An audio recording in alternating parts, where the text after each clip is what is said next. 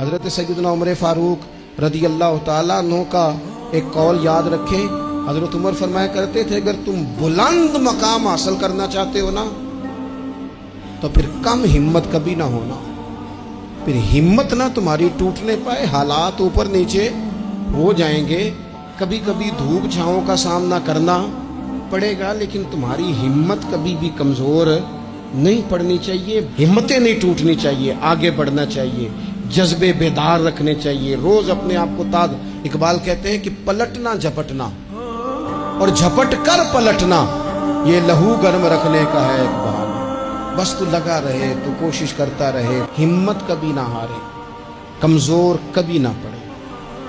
ایسا نہیں ہے کہ صحت ہمیشہ ایک جیسی رہتی ہے, ایسا نہیں ہے کہ حالات ہمیشہ ایک جیسے رہتے ہیں, لیکن جو لوگ ہمت ہار جاتے ہیں نا, جو کمزور پڑ جاتے ہیں, یعنی ایک بندے کو ڈاکٹر نے کہا ہے کہ آپ کی رپورٹیں بتاتی ہیں کہ آپ بڑے سخت بیمار ہیں, آپ دوائی کھائیں, لیکن رپورٹ آپ کی کہتی ہے کہ ان کے بچوں کو بھی کہا جا رہا ہے کہ کوئی 2 ہی ہفتے ہیں خدمت کر لو.